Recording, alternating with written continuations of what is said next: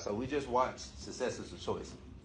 I showed this video, but one I really think about is from this former basketball player, Michael Beasley. He still plays like in this thing, Big Three or whatever.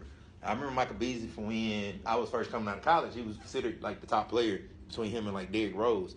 I mean, I was a Bulls fan, so I wanted the Bulls actually to take Derrick Rose, and they did. But you know, Michael Beasley didn't pan out because he made a lot of poor choices. He was in doing some of the wrong stuff, and he never panned out to be the player everybody thought he could be. He was considered one of probably the better scorers to ever about to come to the NBA. And he still can score.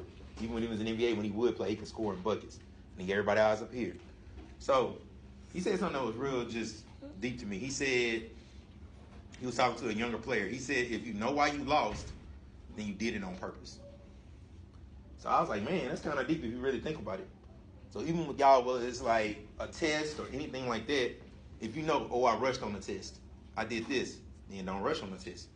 So it's like, if you know why you lost, if you can explain, because I've had kids before, they tell me, oh, I remember I had one student once, he said, oh, in first grade I was at this school and the kids did this, and you know, I acted up. In second grade I did this, and third grade. If you can explain out all that stuff, then you can stop it. Like, I've had kids who probably legitimately didn't understand what they were doing, and what they were doing was wrong. So if you literally can say why you didn't win in the situation, then you probably did do it on purpose. Technically, no, you're not doing it on purpose. Nobody, most times, don't want to lose, but it's really about your choices. So even as kids, some of y'all might say, hey, I didn't do well on the test, but like, did you study? Well, it's math or something like that. Are you reading the way you're supposed to? Are you engaging in the right habits? So the one thing I would even tell y'all, don't lose on purpose. That's like, it's a simple message, but I mean, it's adults probably going to be listening to this and going to be like, it's the same thing. I'm 40 years old, and I tell y'all how it took me a while to get there. So I never act like I'm perfect or nothing like that. When I was your age, I literally was number one in my class. Like, school. So some consider me the smartest kid in school and all that stuff like that. But I started losing on purpose. I like playing video games like some of y'all like doing.